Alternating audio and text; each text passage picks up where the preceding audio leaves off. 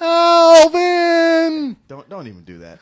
I never need to hear that again for the rest of my life. No. Yeah, I can't tell you how many years I have waited for a live action Alvin and the Chipmunks movie.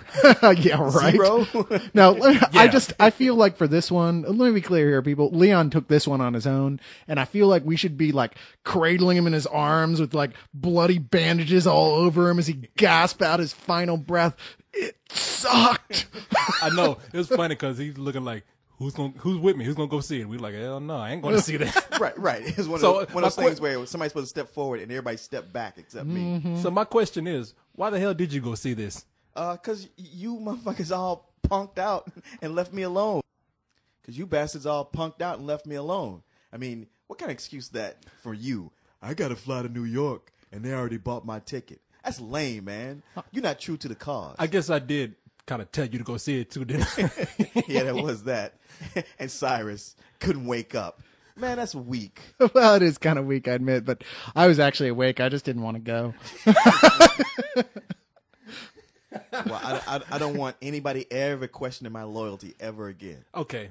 So, how great was it then? So when I walk in with you and my girlfriend next week, it'll be like, don't start, Cyrus. Well, yeah, I guess you would owe him that. Exactly. Yeah, it wasn't that bad. No, I'm kidding. The movie was awful. But I will say it's not the worst movie I've seen this year. I mean, it might be just slightly better than Underdog, which is still pretty bad. But I thought Daddy Day Camp held the record. Daddy Day Camp was the worst. So it's Daddy Day Camp, then Underdog, then this.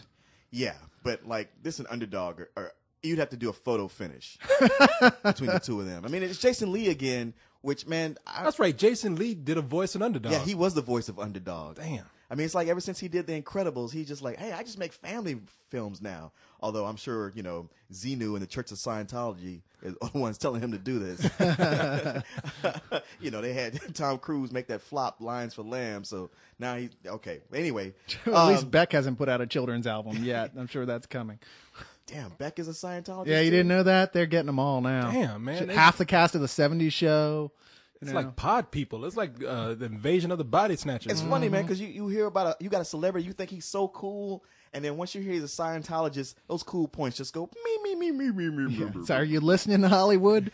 When you join the Scientology cult, we stop liking you. That means no more money. Damn, you just...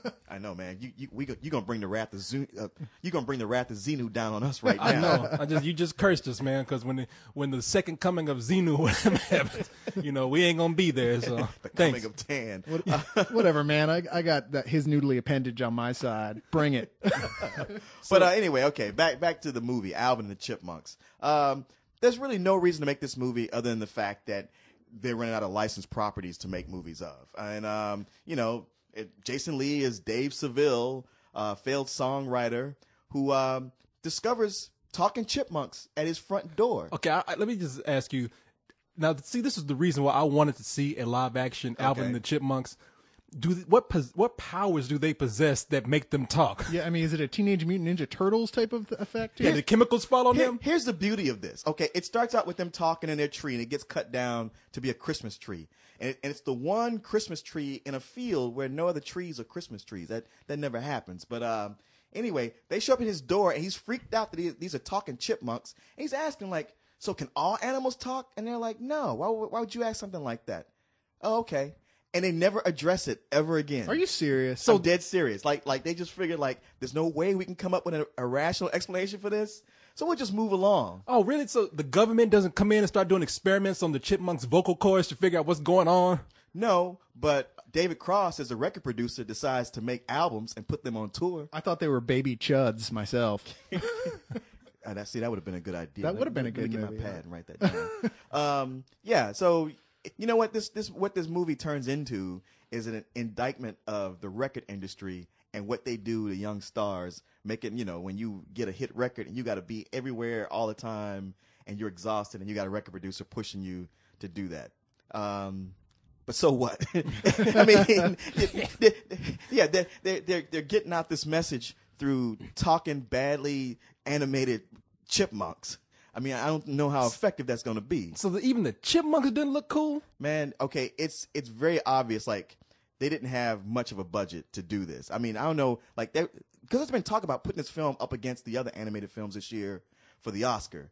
And I just don't get it, because it's real obvious that they didn't have much money, because even at its best, the CG doesn't look that good. And there's half of it where you can tell they didn't even take the time to render it all the way. Well, the Academy has made clear, as well as several other festivals this year, that they don't consider CG and live-action animation nomination worthy anymore. Even the Beowulf style isn't considered animation nomination worthy anymore. Oh, damn. Yeah. Okay.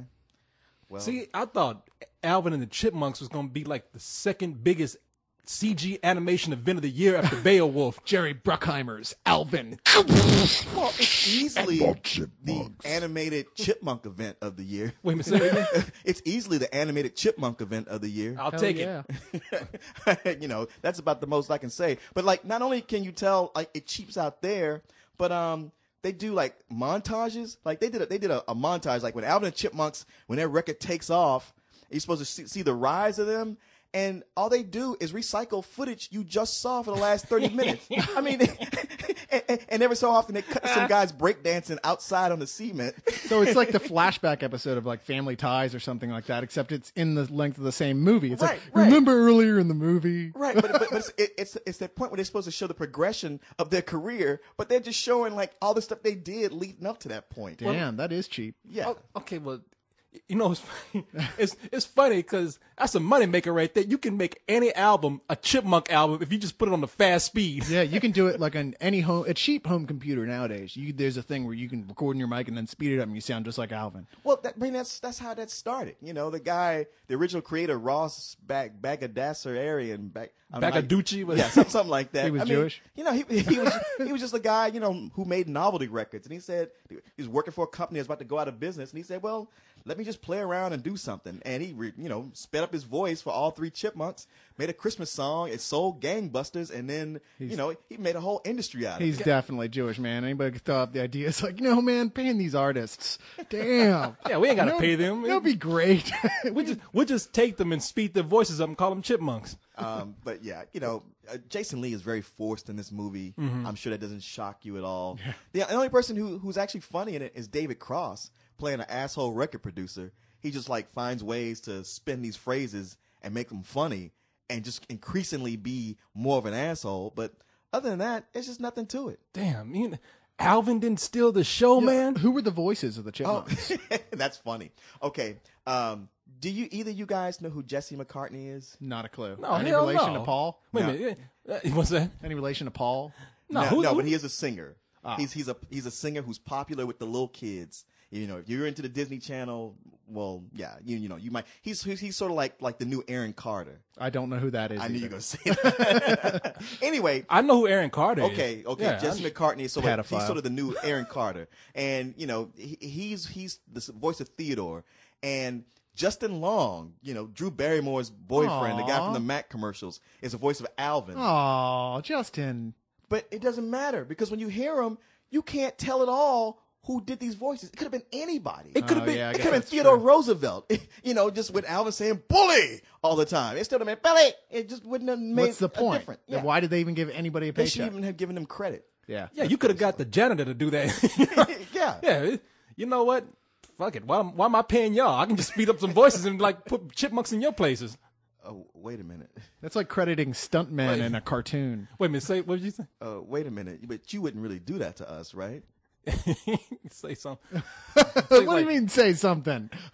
Wait a minute. Say, Like, fuck you, Corey? Oh, get back. Wait a minute. Hold on. Okay, don't get so close to me. Say sorry. it again. Say something. Like, fuck you, Corey? Wait, let me say. Yeah, say something. Okay, we got. Yeah, I got a joke in there anyway. But Hey, man, you're not going to replace us with Chipmunk. You're not going to speed your own voice up and replace us, would you? no, I'm gonna speed y'all voices up. Say something. I'm counting on this paycheck. Well, we got to make sure that movie doesn't make any money. Alvin and the Chipmunks So sucks. okay, you speaking from an adult's point of view here. Right. Okay. Now, look, if I was a little retarded kid, would I like this movie? I can tell you what, there were a lot of kids there, and they all loved it. They couldn't get enough of it. And to be honest, the way it started, not so much with the talking, but when the Chipmunks first opened Dave's door, they do this a cappella musical number, and I gotta be honest, I wanted to clap at the end of it. I mean, the whole audience really did applaud, and I felt the overwhelming urge to applaud because it was really good. These were door-to-door chipmunks singing? Is that what's going on here? They wanted to impress him with what they could do. And then they gave him a copy of the God damn, what the hell do you call it? The Quran? No, the light. What do you call the Jehovah's Witness one? The light tower. Oh, the watch. Then they gave him a copy of the watchtower. Well, the thing is, that set me up because it made me go, hey, you know what? This might not be so bad after all. Shit. So in other words, now let's take into account here. Let's be fair. Don't give us some old bullshit because it sounds like for the kids, it could possibly be either rental or matinee. Yes. Which one? Oh, I'm still up here waiting for you. You tell me. Oh, just for the kids themselves? Yeah. Hell, for kids, it's probably a full price. If for kids, what does it matter? How do you even know if you're talking about that? Like kids like anything, then there's no point in even having a rating system. Really? That's why I wouldn't rate it on that. Yeah. Because the fact is, if kids had their own jobs and could drive themselves to this movie and sit there by themselves, I'd tell them, hey, go for it, little dude. For but kids, for the parents who have to start over. Hey, yeah. If kids had their own jobs, but for parents, oh yeah. But for parents who are the ones who have to drive them and sit in that theater with them, hell no. It is definitely. I honestly, I would call it. I've been back and forth with this, and I would call it some old bullshit. But I'll go ahead and be soft because it's Christmas, and I'm feeling the spirit. So I'm gonna say rental. Yeah, I'll be thanking you when we're replaced by singing chipmunks. That ain't too far off. So when they make something contemporary, they just talking about making urban and hippity hoppity. Did they do that with the Chipmunks? Well, yeah, I mean that's the thing that thing that got on my nerves the most because I'm like, you know what? If I hear a good song or Christmas Time is Here or the Witch Doctor, that'd be all right. But no, they couldn't do that. They had to Backstreet Boy it up and have them, with 10 dancers on the stage and H to the I to the E to the O and yeah, throwing the hip hop beats. I'm like, you know what? Screw you guys. Man, that's such a shame. They could have actually made a good movie here using that same update idea, but make it for, the audience that likes listening to like public radio and stuff. It'd be like Alvin and the Thelonious Monks. So you got Dave always yelling, Alvin! Did he finally beat the shit out of Alvin? Man, okay, one thing they do is like the Chipmunks keep trying to like point out the fact that like, hey, we're not just dumb rabid animals. We're intelligent. But they continue, and I hate to use bad language because of the kids out there who listen to this. Oh hell! But they continue to fuck up this dude's house over and over and over. And it's like, hey, if you want to prove to me that you're civilized, stop throwing spaghetti on the goddamn floor. Yeah, right? running around leaving little chipmunk turds everywhere and everything. Rat traps in that house so damn fast. Oh, so fast. Yeah. And man, I'm telling you, when they first come in, they kind of fuck Dave up. I mean, like they bite him and shit. and drop a glass jar on top of his head and knock him out. If talking chipmunks would freak me out enough. But when talking chipmunks are trying to bite you and hurt you, that's like some Exorcist shit right there, okay? Right. It's time to kill. Right. But then later they're like, oh, Dave, you're our dad. We're going to be a family. And he's like, no, I don't think so. Do we ever find out that Dave is high on some shit and this ain't really happening? Like these chipmunks are just dead animals that are in the house. Right. His music career couldn't take off, and he just climbed inside of a bottle. And he's into having the DTs, and then this is his delusion. Yeah, and then you could have a giant Rod Sterling chipmunk step out, from Dave's unconscious body in the alley, all wrapped in newspaper. Yeah, it's like Dave. He's a failed songwriter. He's an alcoholic, a drug addict. He finds like 3 dead rats that he just imagines them like they're just talking chipmunks. It's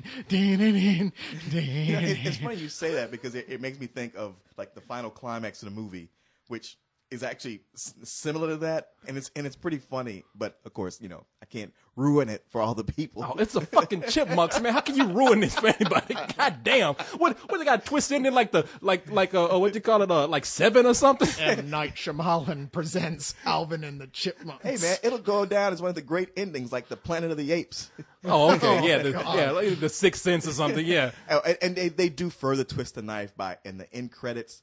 They do like a scrolling montage of artwork from all the Alvin and Chipmunks album covers and the original cartoon show. Damn. It just makes you. I mean, when you watch, you go like, you see what this could have been. Oh.